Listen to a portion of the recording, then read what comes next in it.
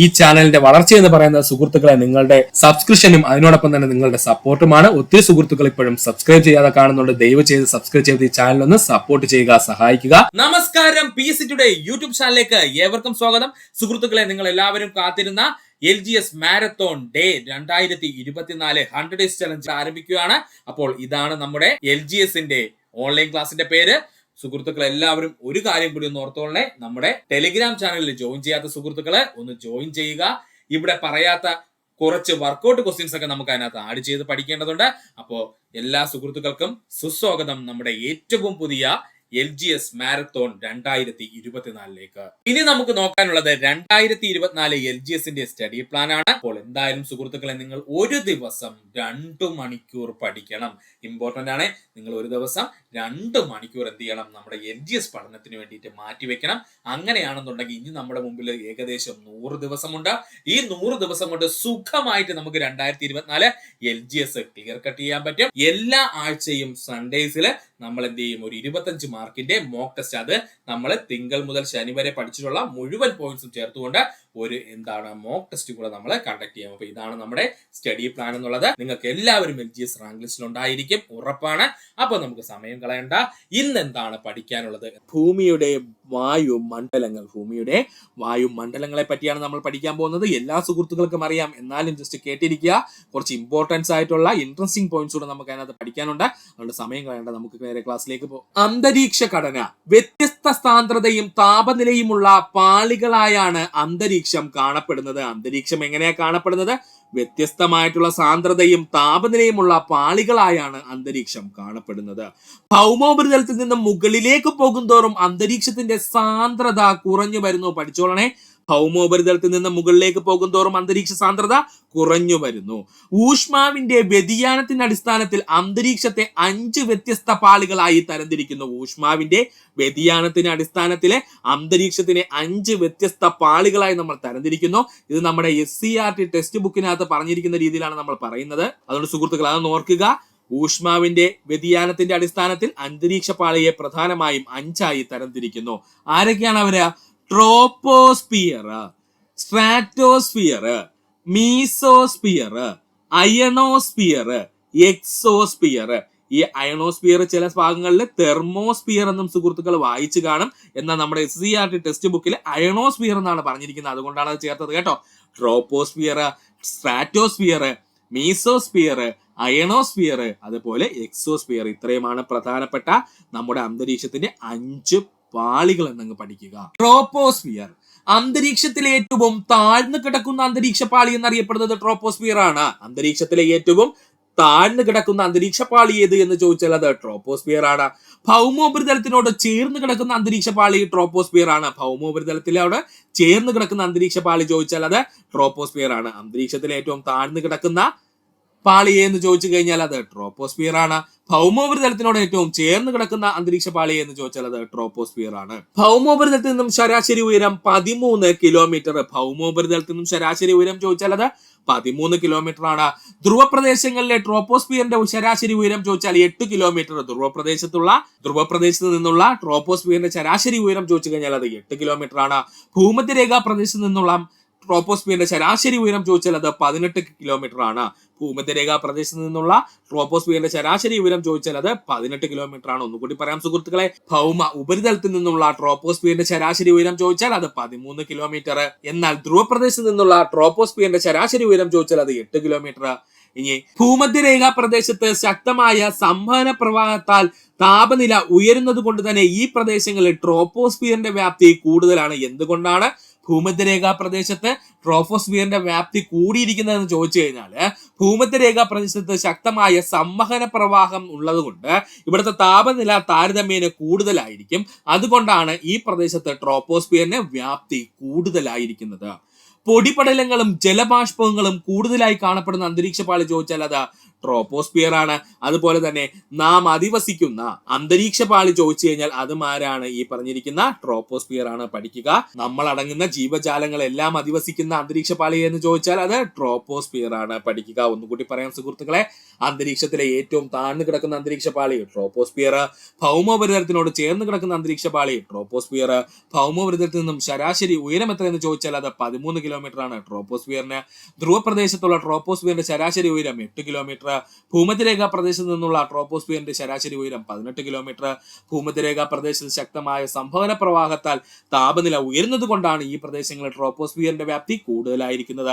പൊടിപടലങ്ങളും ജലബാഷ്പവും കൂടുതലായി കാണപ്പെടുന്ന അന്തരീക്ഷ പാളി ചോദിച്ചാൽ അത് ട്രോപ്പോസ്ഫിയർ ആണ് പഠിക്കുക. മഞ്ഞ്, മഴ, ഇടി, കാറ്റ് എന്നീ പ്രതിഭാസങ്ങൾ കാണപ്പെടുന്ന അന്തരീക്ഷ പാളി എന്ന് ചോദിച്ചാൽ അത് ട്രോപ്പോസ്ഫിയർ ആണ്. ഏറ്റവും കൂടുതൽ PSC പ്രീവിയസ് ആയി ചോദിക്കുന്നതും PSC ഉദ്യോഗാർത്ഥികൾക്ക് കൺഫ്യൂഷൻ ഉണ്ടാക്കുന്നതുമായ പോയിന്റ് ആണ് ഇവിടെ പറഞ്ഞ സുഹൃത്തുക്കളെ. നിങ്ങൾക്ക് നല്ല കൺഫ്യൂഷൻ ആയിരിക്കും എക്സാം ഹാളില്. മഞ്ഞ്, മഴ, മിന്നൽ, ഇടി എന്നീ പ്രകൃതി പ്രതിഭാസങ്ങൾ കാണപ്പെടുന്ന അന്തരീക്ഷ പാളി ചോദിച്ചു കഴിഞ്ഞാൽ അത് ട്രോപ്പോസ്ഫിയർ ആണ്. സുഹൃത്തുക്കളെ, മഴ എങ്ങനെയാണ് പെയ്യുന്നത്?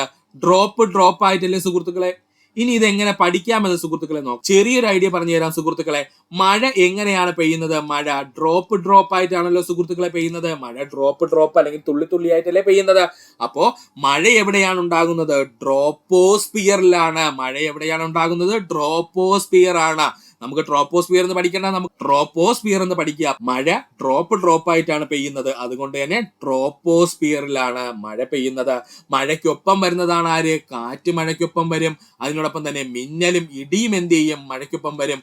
അതുപോലെ തന്നെ മഴയ്ക്ക് ശേഷം തണുപ്പ് സാധാരണ കൂടുതലായിരിക്കും. അപ്പൊ മഞ്ഞുണ്ടാകുന്നതിനും സാധ്യതയുണ്ട്. അപ്പോ ഈ മഴ, മഞ്ഞ്, ഇടി, മിന്നൽ, കാറ്റ് എന്നീ പ്രകൃതി പ്രതിഭാസങ്ങൾ ഇവിടെ കാണപ്പെടുന്ന അന്തരീക്ഷ പാളി ഏതാണ്? നമ്മുടെ ട്രോപ്പോസ്ഫിയർ ആണ്. മറക്കരുത്, മഴ ഡ്രോപ്പ് ആയിട്ട് വീഴുന്നു എന്നങ്ങ് പഠിക്കുക. ട്രോപ്പോസ്ഫിയറിൽ നിന്നും 165 മീറ്ററോളം ഉയരത്തിലേക്ക് പോകും തോറും 1 ഡിഗ്രി എന്ന തോതിൽ താപനില കുറഞ്ഞു വരുന്നു. PSC പ്രീവിയസ് ആയിട്ട് ചോദിച്ച ചോദ്യമാണ്. ട്രോപ്പോസ്ഫിയറിൽ നിന്നും 165 മീറ്റർ ഉയരത്തിലേക്ക് പോകും തോറും 1 ഡിഗ്രി എന്ന തോതിൽ എന്ത് ചെയ്യും? താപനില കുറഞ്ഞു വരുന്നു. ഭൂമിയിലെ എല്ലാത്തരം ജൈവ പ്രവർത്തനങ്ങളും നടക്കുന്നത് ട്രോപ്പോസ്ഫിയറിലാണ്. നമ്മൾ ഓൾറെഡി പറഞ്ഞു കഴിഞ്ഞു. എന്താ പറഞ്ഞത്? നാം അധിവസിക്കുന്ന അന്തരീക്ഷ മണ്ഡലം എന്ന് ചോദിച്ചാൽ ട്രോപ്പോസ്ഫിയർ ആണ്. അതുകൊണ്ട് തന്നെ ഭൂമിയിലെ എല്ലാത്തരം ജൈവ പ്രവർത്തനങ്ങളും നടക്കുന്നത് എവിടെയാണ്? ട്രോപ്പോസ്ഫിയറിലാണ്. ട്രോപ്പോസ്ഫിയറിനെ സ്ട്രാറ്റോസ്ഫിയറിൽ നിന്ന് വേർതിരിക്കുന്ന പാളിയാണ് ട്രോപ്പോപാസ്. ട്രോപ്പോസ്ഫിയറിനെ സ്ട്രാറ്റോസ്ഫിയറിൽ നിന്നും വേർതിരിക്കുന്ന പാളി അറിയപ്പെടുന്ന പേരാണ് ട്രോപ്പോപാസ്. മറക്കല്ലേ, ട്രോപ്പോസ്ഫിയറിനെ സ്ട്രാറ്റോസ്ഫിയറിൽ നിന്നും വേർതിരിക്കുന്ന പാളി ചോദിച്ചാൽ അത് ട്രോപ്പോപാസ് ആണ്. ഭൂമധ്യരേഖാ പ്രദേശങ്ങളിൽ ട്രോപ്പോപാസിന്റെ താപനില 80 ഡിഗ്രി സെൽഷ്യസ് ആയിരിക്കും. ഭൂമധ്യരേഖാ പ്രദേശങ്ങളിൽ ട്രോപ്പോപാസിന്റെ താപനില 80 ഡിഗ്രി സെൽഷ്യസ് ആയിരിക്കും. ധ്രുവപ്രദേശങ്ങളിൽ ട്രോപ്പോപാസിന്റെ താപനില 45 ഡിഗ്രി സെൽഷ്യസ് ആയിരിക്കും. പഠിച്ചോളനെ, ധ്രുവപ്രദേശങ്ങളിൽ ട്രോപ്പോപാസിന്റെ താപനില എത്രയായിരിക്കും? 45 ഡിഗ്രി സെൽഷ്യസ് ആയിരിക്കും.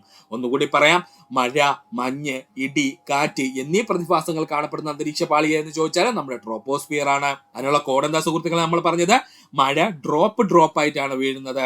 അതുകൊണ്ട് മഴ എവിടെ ഉണ്ടാകുന്നു? ട്രോപ്പോസ്ഫിയറിൽ ഉണ്ടാകുന്നു. മഴ ഉണ്ടായി കഴിഞ്ഞാൽ ഉറപ്പായിട്ടും കാറ്റ് വീശും. അതിനോടൊപ്പം തന്നെ ഇടിയും മിന്നലും ഉണ്ടാകും. മഴയ്ക്ക് ശേഷം തണുപ്പ് സാധാരണയായി ഉണ്ടാകുന്നു. അതുകൊണ്ട് മഞ്ഞും കാണപ്പെടും. ഇത്രയും എല്ലാം ഉണ്ടാകുന്ന അന്തരീക്ഷ പാളി ഏതാണ്? ട്രോപ്പോസ്ഫിയർ ആണ്.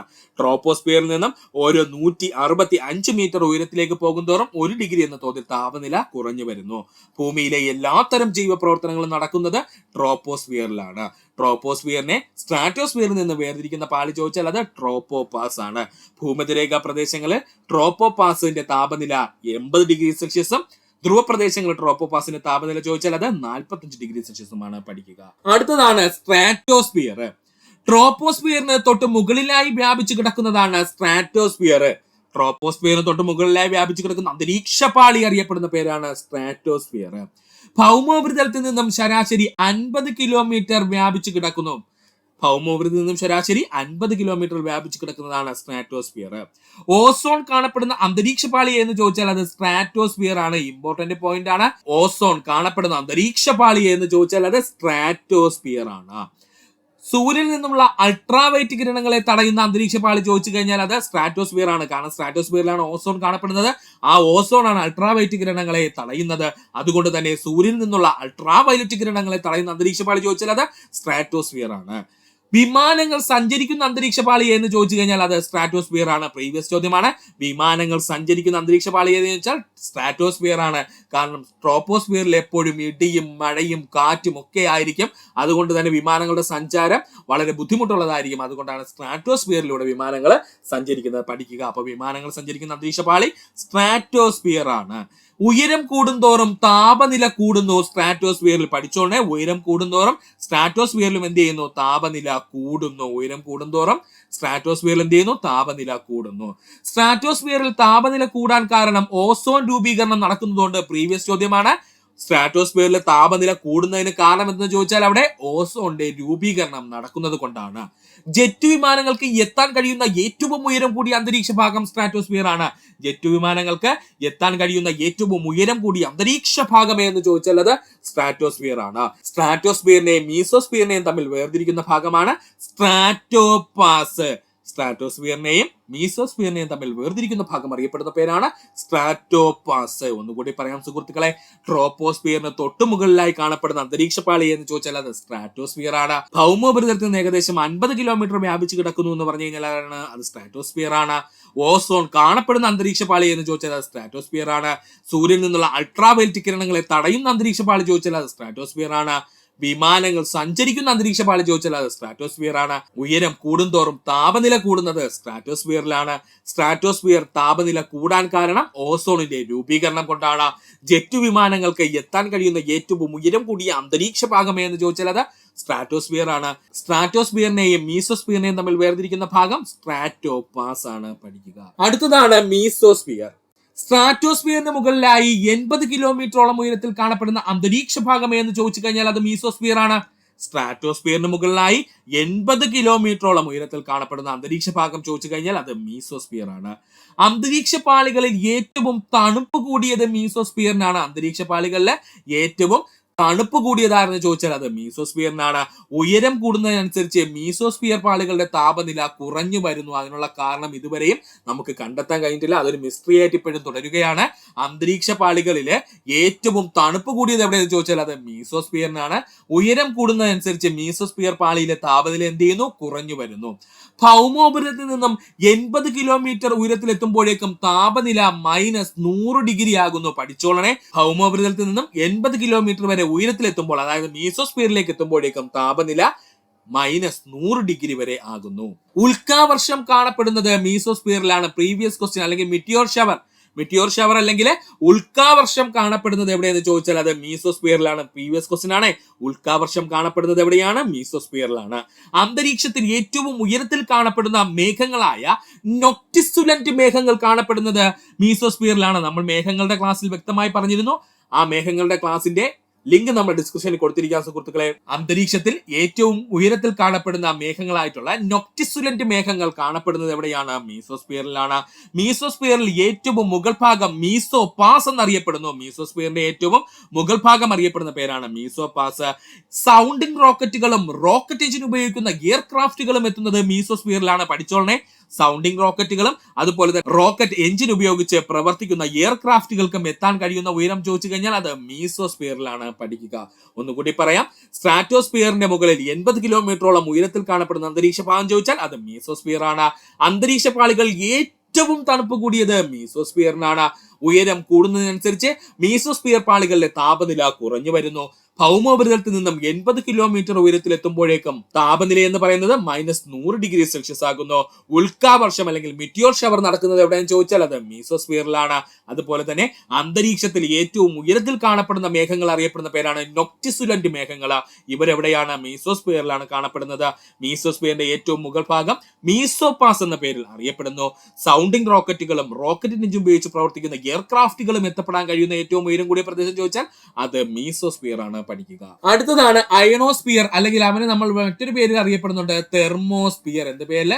തെർമോസ്ഫിയർ അല്ലെങ്കിൽ അയണോസ്ഫിയർ എന്നൊക്കെ അറിയപ്പെടുന്ന ഒരാളാണ് കേട്ടോ. അപ്പൊ അയണോസ്ഫിയറിനെ കുറിച്ച് പറഞ്ഞു കഴിഞ്ഞാൽ മീസോസ്ഫിയറിന് മുകളിൽ 80 കിലോമീറ്റർ മുതൽ 400 കിലോമീറ്റർ വരെ വ്യാപിച്ചു കിടക്കുന്ന ഭൗമ അന്തരീക്ഷ പാളിയാണ് അയണോസ്ഫിയർ. ഇങ്ങനെ തന്നെ പഠിച്ചോളെ.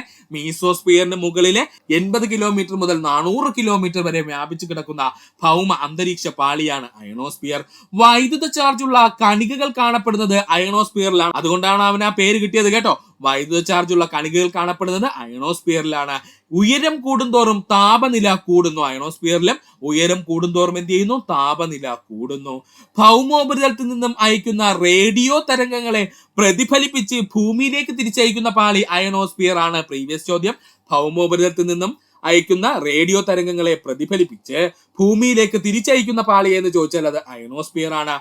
ഇന്റർനാഷണൽ സ്പേസ് സ്റ്റേഷൻ സ്ഥിതി ചെയ്യുന്നത് അയണോസ്ഫിയറിലാണ്. ഇന്റർനാഷണൽ സ്പേസ് സ്റ്റേഷൻ സ്ഥിതി ചെയ്യുന്നത് എവിടെയാണ്? അയണോസ്ഫിയറിലാണ്. അതുപോലെ തന്നെയാണ് ധ്രുവദീപ്തി പ്രതിഭാസം ഉണ്ടാകുന്നത് അയണോസ്ഫിയറിലാണ്. ധ്രുവദീപ്തി അല്ലെങ്കിൽ അറിയപ്പെടുന്ന പേരാണ് അറോറ. അറോറ നമുക്ക് എല്ലാവർക്കും അറിയാം സുഹൃത്തുക്കളെ. ഒന്നുമില്ല, നമ്മുടെ ധ്രുവ പ്രദേശങ്ങളിൽ ചെന്ന് കഴിഞ്ഞാൽ അന്തരീക്ഷം വർണ്ണാഭമായ രീതിയിൽ ഇങ്ങനെ തിളങ്ങുന്നത് കാണാൻ പറ്റും. പച്ച, നീല, ചുവപ്പ്, റോസ് എന്നീ നിറങ്ങളിലൊക്കെ ഇങ്ങനെ നമ്മുടെ അന്തരീക്ഷം തിളങ്ങുന്നത് കാണാം. ഇതിനെ അറിയപ്പെടുന്ന പേരാണ് ധ്രുവദീപ്തി അഥവാ അറോറ. ഈ പ്രതിഭാസം ഉണ്ടാകുന്നതും അയണോസ്ഫിയറിലാണ്. പഠിക്കുക. അപ്പൊ ഒന്നുകൂടി പറയാം, അയണോസ്ഫിയർ മീസോസ്ഫിയറിന് മുകളിൽ 80 മുതൽ 400 കിലോമീറ്റർ വരെ വ്യാപിച്ചു കിടക്കുന്ന ഭൗമാന്തരീക്ഷ പാളിയാണ് അയണോസ്ഫിയർ.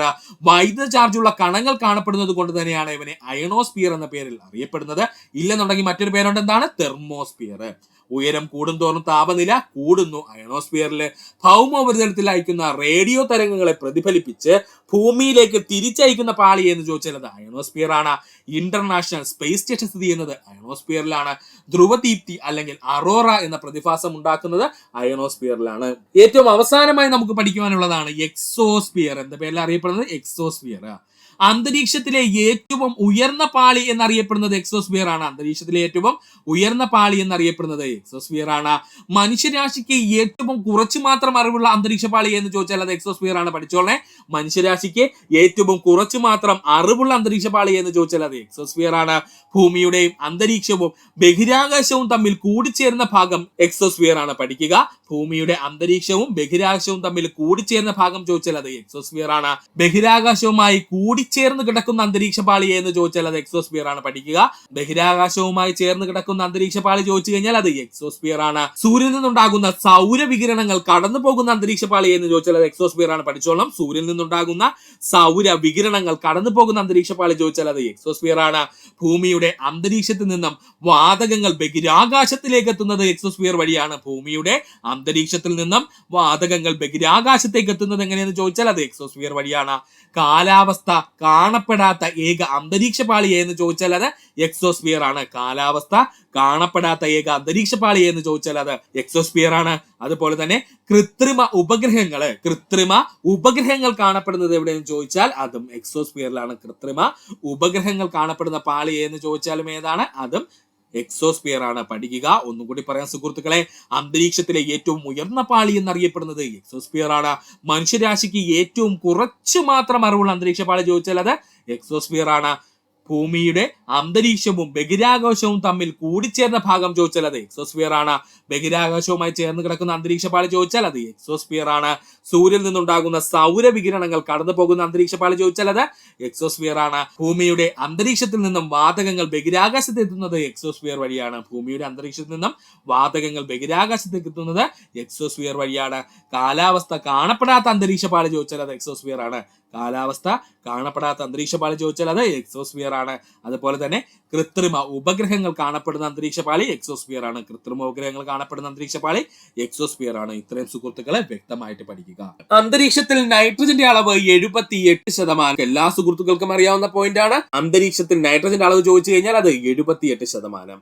അന്തരീക്ഷത്തിൽ ഓക്സിജന്റെ അളവ് 21%. അന്തരീക്ഷത്തിൽ ഓക്സിജന്റെ അളവ് എത്രയാണ്? 21%. അതുപോലെ തന്നെ carbon dioxide, argon, water vapour അല്ലെങ്കിൽ ജലബാഷ്പം, അതുപോലെ മറ്റു വാതകങ്ങൾ എല്ലാം കൂടെ ചേർത്ത് 1%. അപ്പോൾ 100% സുഹൃത്തുക്കളെ. അന്തരീക്ഷത്തിൽ നൈട്രജന്റെ അളവ് ചോദിച്ചാൽ 78%. അന്തരീക്ഷത്തിൽ ഓക്സിജന്റെ അളവ് ചോദിച്ചു കഴിഞ്ഞാൽ അത് 21%.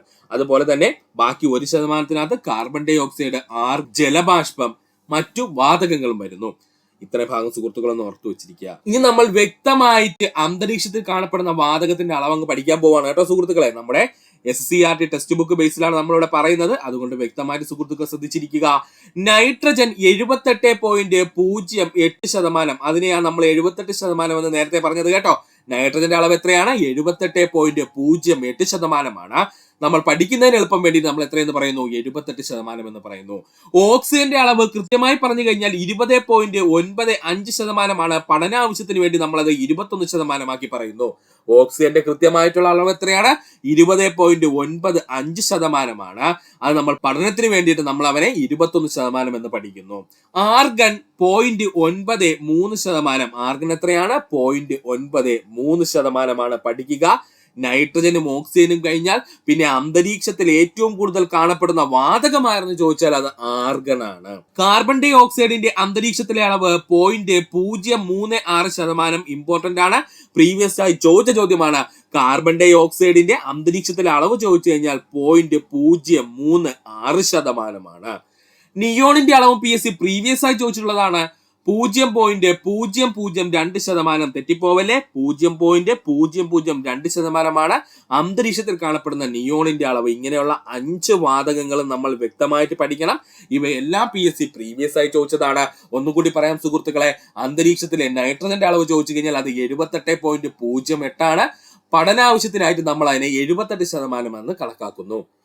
അന്തരീക്ഷത്തിലെ ഓക്സിജന്റെ അളവ് 20.95% കൃത്യമായ അളവ്. നമ്മുടെ പഠനാവശ്യത്തിന് വേണ്ടി നമ്മൾ അവനെ 21% കണക്കാക്കുന്നു. അന്തരീക്ഷത്തിലെ ആർഗന്റെ അളവ് ചോദിച്ചാൽ 0.93%. ഇവിടെ നിന്ന് നമ്മൾ പഠിക്കേണ്ട പോയിന്റ് എന്താണ്? അന്തരീക്ഷത്തിൽ മൂന്നാമത് ഏറ്റവും കൂടുതൽ കാണുന്ന വാതകം ചോദിച്ചാൽ അത് ആർഗൺ ആണ്. അതുപോലെ തന്നെ PSC ചോദിച്ചിട്ടുണ്ടായിരുന്നു, അന്തരീക്ഷത്തിൽ ഏറ്റവും കൂടുതൽ കാണപ്പെടുന്ന അലസവാതകം എന്ന് ചോദിച്ചാൽ അതും ആർഗൺ ആണ്. അന്തരീക്ഷത്തിൽ ഏറ്റവും കൂടുതൽ കാണപ്പെടുന്ന അലസവാതകം ചോദിച്ചാൽ അതും ആരാണ്? ആർഗൺ ആണ്. കാർബൺ ഡൈ ഓക്സൈഡിന്റെ അളവ് 0.036%. നിയോണിന്റെ അളവ് 0.002%. ഇത്രയും പഠിക്കുക. ഇനി അന്തരീക്ഷത്തിൽ കാണപ്പെടുന്ന വാതകങ്ങളുടെ കൃത്യമായ അളവിനനുസരിച്ച് നമുക്കങ്ങ് പഠിച്ചു വെക്കാം. അപ്പോ പിന്നെ ഒട്ടും കൺഫ്യൂഷൻ വരില്ല സുഹൃത്തുക്കൾക്ക്. അന്തരീക്ഷത്തിൽ കാണപ്പെടുന്ന വാതകങ്ങള് അവയുടെ അളവിനനുസരിച്ചാണ് നമ്മൾ ഇവിടെ പറഞ്ഞിരിക്കുന്നത്. സുഹൃത്തുക്കൾ ശ്രദ്ധിക്കുക, കോഡ് ഇത്രയേ ഉള്ളൂ.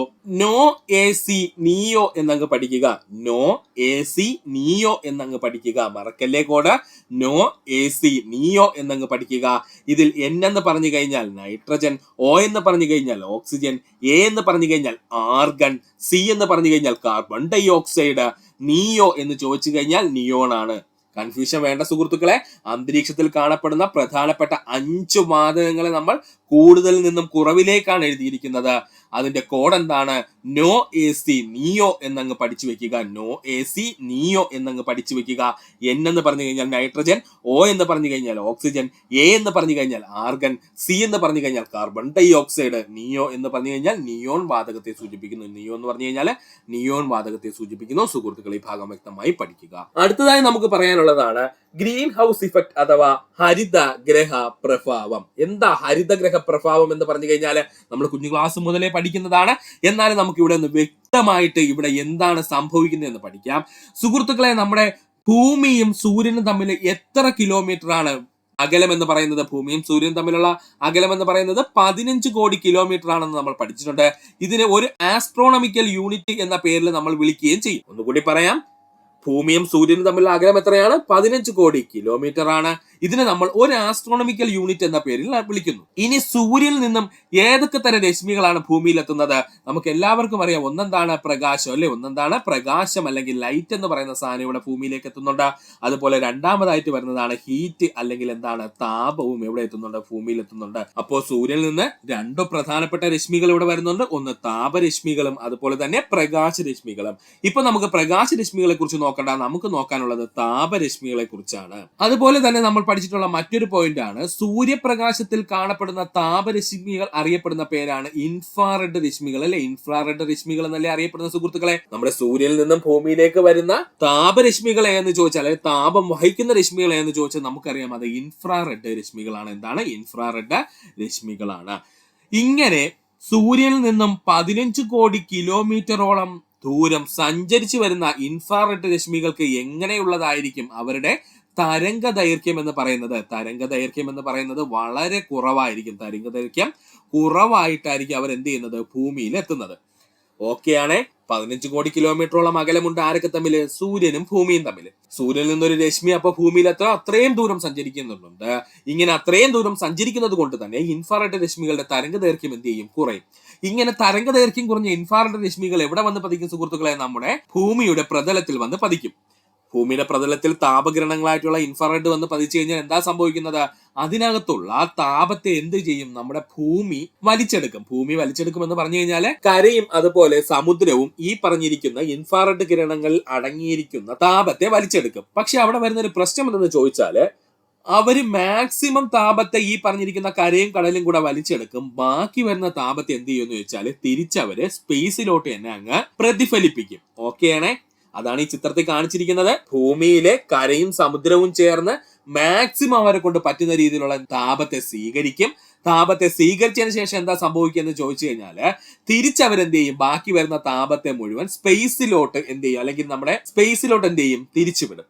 ഓക്കെ, ഇങ്ങനെ തിരിച്ചുവിടുന്ന ഇൻഫ്രാറെഡ് കിരണങ്ങൾക്ക് ഒരു പ്രത്യേകതയുണ്ട്. കാരണം അത്തരം ഇൻഫ്രാറെഡ് കിരണങ്ങൾക്ക് തരംഗ ദൈർഘ്യം വളരെ കൂടുതലായിരിക്കും. പഠിച്ചു വെച്ചോളെ, തരംഗ ദൈർഘ്യം വളരെ കൂടുതലായിരിക്കും. തരംഗ ദൈർഘ്യം വളരെ കൂടുതലായിരിക്കും.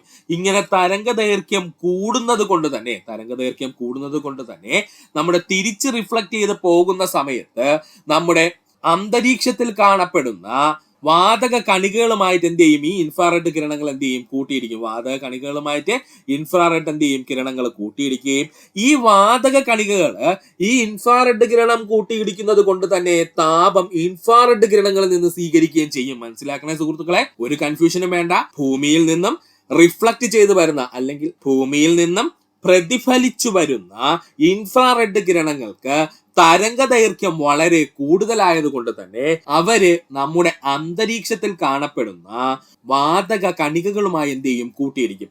ഇങ്ങനെ വാതക കണികളുമായിട്ട് കൂട്ടിയിടിച്ചു കഴിഞ്ഞാൽ വാതക കണികൾ ചുമ്മാ ഇരിക്കോ? ഇല്ല. അവരെന്ത് ചെയ്യും എന്ന് ചോദിച്ചാല് നമ്മുടെ ഈ ഇൻഫ്രാറെഡ് കിരണങ്ങളിൽ നിന്നും താപത്തെ എന്ത് ചെയ്യും? സ്വീകരിക്കും. ആരാണ്? വാതക കണികള് താപത്തെ എന്ത് ചെയ്യും? സ്വീകരിക്കുകയും അതിനുശേഷം ഈ താപത്തെ അവര് നാനാവശത്തേക്കും പ്രതിഫലിപ്പിക്കുകയും ചെയ്യും. താപത്തെ സ്വീകരിച്ചാൽ കുഴപ്പമില്ല. താപത്തിന് ഈ കണികകൾ, അതായത് കാർബൺ ഡൈ ഓക്സൈഡ് അടക്കമുള്ള നമ്മുടെ ഗ്രീൻ ഹൗസ് ഇഫക്റ്റ് ഉണ്ടാക്കുന്ന എല്ലാ വാതകങ്ങളും എന്ത് ചെയ്യും? ഈ താപത്തെ സ്വീകരിക്കുന്നു. താപത്തെ സ്വീകരിച്ചതിന് ശേഷം അവർ വെച്ചോണ്ടിരുന്നു കഴിഞ്ഞാൽ കുഴപ്പമില്ല. അവരെന്ത് ചെയ്യും? ഈ താപത്തിനെ നാനാ ഭാഗത്തേക്കും പ്രതിഫലിപ്പിക്കും. ഇങ്ങനെ പ്രതിഫലിപ്പിക്കുന്നത് കൊണ്ട് എന്താ സംഭവിക്കുന്നത് ചോദിച്ചാൽ ഇതിന്റെ തൊട്ടടുത്തുള്ള കണികകൾ എന്ത് ചെയ്യും? ഈ താപം എത്തും. ഈ കണികകൾ എന്ത് ചെയ്യും? താപത്തെ പ്രതിഫലിപ്പിക്കും. ഇങ്ങനെ പ്രതിഫലിപ്പിച്ച് ഇതൊരു ചാക്രീയ പ്രവർത്തനമായിട്ട് നടക്കും, അല്ലെങ്കിൽ ഒരു സൈക്ലിക് പ്രോസസ്സായിട്ട് നടക്കുകയും ഭൂമിയുടെ താപം കൂടുകയും ചെയ്യും. ഇതാണ് ഹരിതഗ്രഹ പ്രഭാവം എന്ന പേരിൽ അറിയപ്പെടുന്നത്. ഇത്രയേ ഉള്ളൂ പരിപാടി, വേറൊന്നുമില്ല. അതുകൊണ്ട് സുഹൃത്തുക്കൾ വ്യക്തമായിട്ട് ഈ ഒരു ഭാഗം ഒന്ന് കേട്ടിരുന്നാൽ മാത്രം മതി. നോട്ട് രൂപത്തിൽ നമ്മൾ തരുന്നുണ്ട്. ജസ്റ്റ് എന്താണ് അവിടെ നടക്കുന്നതെന്ന് സുഹൃത്തുക്കൾ ഒന്ന് പഠിച്ചു വെക്കാൻ വേണ്ടി പറഞ്ഞതാണ്. അപ്പൊ ഈ ഒരു ഭാഗം ഒന്ന് ഓർത്തു വെക്കുക. സൂര്യനിൽ നിന്നും താപം ഭൂമിയിലെത്തുന്നത് വികിരണത്തിലൂടെയാണ്. നമ്മൾ ഓൾറെഡി പറഞ്ഞു, സൂര്യനിൽ നിന്നും താപം ഭൂമിയിലെത്തുന്നത് വികിരണ രൂപത്തിലാണ്. അന്തരീക്ഷ കാലാവസ്ഥയെ സ്വാധീനിക്കുന്ന വാതകം കാർബൺ ഡൈ ഓക്സൈഡ് ആണ്. അന്തരീക്ഷ കാലാവസ്ഥയെ സ്വാധീനിക്കുന്ന വാതകം ചോദിച്ചാൽ അത് കാർബൺ ഡൈ ഓക്സൈഡ്. ഹരിതഗ്രഹ പ്രഭാവം ഉണ്ടാകുന്നതിന് കാരണമായ വാതകമാരെന്ന് ചോദിച്ചാൽ കാർബൺ ഡൈ ഓക്സൈഡ്. അവൻ മെയിൻ ആണ് കേട്ടോ. കാർബൺ ഡൈ ഓക്സൈഡ് ആണ് ഹരിതഗ്രഹ പ്രഭാവം അല്ലെങ്കിൽ ഗ്രീൻ ഹൗസ് ഇഫക്റ്റ് ഉണ്ടാകുന്നതിന് പ്രധാനപ്പെട്ട വാതകം. അന്തരീക്ഷത്തിൽ അടങ്ങിയിരിക്കുന്ന കാർബൺ ഡൈ ഓക്സൈഡ് 1-ാം സ്ഥാനം, നൈട്രസ് ഓക്സൈഡ് 2-ാം സ്ഥാനം, മീഥെയിൻ 3-ാം സ്ഥാനം. ഇവന്മാര് 3 പേരും വില്ലന്മാരാണേ.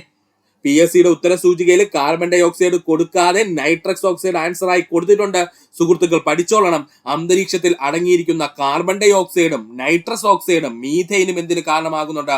ഹരിതഗ്രഹ പ്രഭാവത്തിന് കാരണമാകുന്നുണ്ട്. ഹരിതഗ്രഹ പ്രഭാവത്തിന് കാരണമാകുന്ന പ്രധാനപ്പെട്ട വാതകങ്ങൾ ചോദിച്ചാൽ carbon dioxide, nitrous oxide, മീഥെയിനുമാണ്.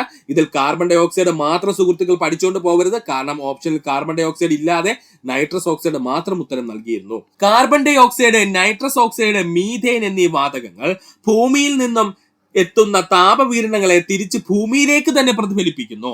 ഇത് ഭൂമിയുടെ താപം ഉയരുന്നതിന് കാരണമാവുന്നു. ഇതിനെ ഹരിതഗ്രഹ പ്രഭാവം എന്ന പേരിൽ അറിയപ്പെടുന്നു. ഇത്രയേ ഉള്ളൂ സംഭവം. അതായത് നമ്മുടെ അന്തരീക്ഷത്തിൽ അടങ്ങിയിരിക്കുന്ന carbon dioxide, nitrous oxide, methane എന്നീ വാതകങ്ങളിൽ നമ്മുടെ ഭൂമിയിൽ നിന്നും പ്രതിഫലിച്ചു പോകുന്ന, അങ്ങനെ തന്നെ പഠിക്കണം, ഭൂമിയിൽ നിന്നും പ്രതിഫലിച്ചു പോകുന്ന താപകിരണങ്ങൾ എന്ത് ചെയ്യും? തിരിച്ച് ഭൂമിയിലോട്ട് തന്നെ അവരെന്ത് ചെയ്യും? പ്രതിഫലിപ്പിക്കും. ഇതിനെ അറിയപ്പെടുന്ന പേരാണ് ഹരിതഗ്രഹ പ്രഭാവം എന്നുള്ളത്. മറക്കരുത്. അതായത് സൂര്യനിൽ നിന്നും നേരിട്ട് ഭൂമിയിൽ പതിക്കുന്ന യാതൊരു കിരണങ്ങളും ഹരിതഗ്രഹ പ്രഭാവം ഉണ്ടാക്കുന്നില്ല എന്ന് പഠിക്കുക. സൂര്യനിൽ നിന്നും നേരിട്ട് പതിക്കുന്ന പ്രകാശരശ്മികൾ എന്തിന് കാരണമാകുന്നില്ല? ഹരിതഗ്രഹ പ്രഭാവത്തിന് കാരണമാകുന്നില്ല. ഭൂമിയിൽ നിന്നും റിഫ്ലക്ട് ചെയ്ത് അല്ലെങ്കിൽ പ്രതിഫലിച്ചു പോകുന്ന താപകിരണങ്ങളാണ് ഹരിതഗ്രഹ പ്രഭാവം ഉണ്ടാകുന്നതിന് കാരണം. ഈ ഒരു പോയിന്റ് പഠിച്ചു വെച്ചേക്കുക. ഇനി എന്താണ് ഹരിതഗ്രഹം എന്ന് ചോദിച്ചു കഴിഞ്ഞാൽ നമുക്കൊന്ന് നോക്കാം. അപ്പോ ഹരിതഗ്രഹം എന്തെന്നാണ് നമ്മൾ നോക്കാൻ പോകുന്ന സുഹൃത്തുക്കളെ. ഒന്നുമില്ല, സംഭവം ഈ തണുപ്പ് കൂടിയ പ്രദേശങ്ങളിൽ, കണ്ടോ ഇവിടെ എന്താണ് കോൾഡ് ആയിട്ടുള്ള ഏരിയ ആണ്, തണുപ്പ് കൂടിയ പ്രദേശങ്ങളിൽ ഡയറക്റ്റ് നമ്മൾ സസ്യങ്ങൾ നട്ടു കഴിഞ്ഞാൽ എന്താ സംഭവിക്കുന്നത്? തണുപ്പ് കൂടുതലായതുകൊണ്ട് തന്നെ സസ്യങ്ങൾ എന്ത് ചെയ്യും? നശിച്ചു പോകും. അപ്പോ സസ്യങ്ങൾക്ക് ആവശ്യമായിട്ടുള്ള താപനില നിലനിർത്തുന്നതിന് വേണ്ടിയിട്ട് നമ്മൾ കണ്ടെത്തിയതാണ് ഹരിതഗ്രഹം എന്ന് പറയുന്ന സംഭവം. ഹരിതഗ്രഹം എന്ന് പറഞ്ഞാൽ വേറെ ഒന്നുമില്ല, ഗ്ലാസ് കൊണ്ട് നിർമ്മിച്ച ഒരു വീട് എന്നേ ഉദ്ദേശിക്കുന്നുള്ളൂ കേട്ടോ. ഗ്ലാസ് കൊണ്ട് നിർമ്മിച്ച ഒരു വീടാണ്. ഇവിടെ എന്താ സംഭവിക്കുന്നത് ചോദിച്ചാൽ, സൂര്യനിൽ നിന്നും സൂര്യപ്രകാശം എന്ത് ചെയ്യുന്നു? നേരിട്ട് ഈ ഗ്ലാസ് വീടിനുള്ളിലേക്ക് എന്ത് ചെയ്യുന്നു? കടക്കുന്നു. കടന്നതിന് ശേഷം സൂര്യപ്രകാശത്തിലെ പ്രകാശകിരണങ്ങൾ മാത്രം എന്ത് ചെയ്യും? പുറത്തേക്ക് പോകും. പ്രകാശകിരണങ്ങൾ മാത്രം എന്ത് ചെയ്യും? വന്ന് ഈ ഗ്രഹത്തിനുള്ളിൽ അല്ലെങ്കിൽ ഈ ഗ്ലാസ് ഇട്ട ഗ്രഹത്തിനുള്ളിൽ പ്രവേശിച്ചിട്ട് തിരിച്ചെന്ത് ചെയ്യും? പ്രതിഫലിച്ചങ്ങ് പോകും. എന്നാൽ ഈ ഹരിതഗ്രഹത്തിന് ഉള്ളിൽ വരുന്ന താപത്തിനെ ഒരിക്കലും ഗ്ലാസ് പുറത്തേക്ക് വിടില്ല. പുറത്തേക്ക് എന്ന് വെച്ച് കഴിഞ്ഞാൽ നമ്മുടെ അന്തരീക്ഷത്തിലേക്ക് വിടില്ല. അതുകൊണ്ട് തന്നെ ഈ ഗ്ലാസ് ഹൗസിനുള്ളിൽ എന്ത് ചെയ്യും? താപനില പുറത്തെ താപനിലയെക്കാളും കൂടുതലായിരിക്കും കേട്ടോ, കൂടുതലായിരിക്കും. അതുകൊണ്ട് തന്നെ സസ്യങ്ങൾ വളരെ നല്ല രീതിയിൽ തന്നെ അതിനകത്ത് എന്ത് ചെയ്യും? വളരുകയും ചെയ്യും. ഇതിനെയാണ് എന്തെന്ന് പറയുന്നത്? നമ്മുടെ ഗ്രീൻ ഹൗസ് എന്ന പേരിൽ അറിയപ്പെടുന്നത്. അപ്പൊ നമുക്ക് ഒന്നുകൂടെ നോക്കാം. അതിശൈത്യ നാടുകളിൽ സസ്യങ്ങൾ അതിശൈത്യത്തിൽ നിന്നും രക്ഷിക്കുന്നതിന് വേണ്ടി ചില്ലുകൂടുകളിൽ വളർത്തുന്ന രീതിയാണ് ഹരിതഗ്രഹം എന്നറിയപ്പെടുന്നത്. സൂര്യനിൽ നിന്നും പ്രകാശത്തെ ഇത്തരത്തിലുള്ള ചില്ലുകൂടുകളിൽ പ്രതിഫലിപ്പിക്കുന്നുവെങ്കിലും താപവികിരണങ്ങളെ ഇവ തടയുന്നു. പഠിക്കുക, സൂര്യനിൽ നിന്നും പ്രകാശത്തെ ഇത്തരത്തിലുള്ള ചില്ലുകൂടുകൾ പ്രതിഫലിപ്പിക്കുന്നുവെങ്കിലും താപവികിരണങ്ങളെ ഇവ പ്രതിഫലിപ്പിക്കുന്നില്ല. ഇതുമൂലം ചില്ലുകൂടിനുള്ളിൽ ചുറ്റുപാടിനേക്കാൾ കൂടിയ താപനിലയായിരിക്കും ഉണ്ടാകുന്നത്. ഇതുമൂലം ചില്ലുകൂടിനുള്ളിൽ ചുറ്റുപാടിനേക്കാൾ കൂടിയ താപനിലയായിരിക്കും ഉണ്ടായിരിക്കുന്നത്. ഇത് സസ്യങ്ങളെ അതിശൈത്യത്തിൽ നിന്ന് സംരക്ഷിക്കുകയും ഇതിനെ ഹരിതഗ്രഹം എന്ന പേരിൽ അറിയപ്പെടുകയും ചെയ്യും. അപ്പോൾ എന്താണ് ഹരിതഗ്രഹം എന്ന് ചോദിച്ചു കഴിഞ്ഞാൽ, അതിശൈത്യ നാടുകളിൽ സസ്യങ്ങളെ അതിശൈത്യത്തിൽ നിന്നും രക്ഷിക്കുന്നതിന് വേണ്ടിയിട്ട് ചില്ലുകൂടുകളിൽ വളർത്തുന്നു. സൂര്യനിൽ നിന്നെത്തുന്ന പ്രകാശത്തെ ഇത്തരത്തിലുള്ള ചില്ലുകൂടുകൾ പ്രതിഫലിപ്പിക്കുന്നു എങ്കിൽ താപത്തെ അവർ പ്രതിഫലിപ്പിക്കുന്നില്ല.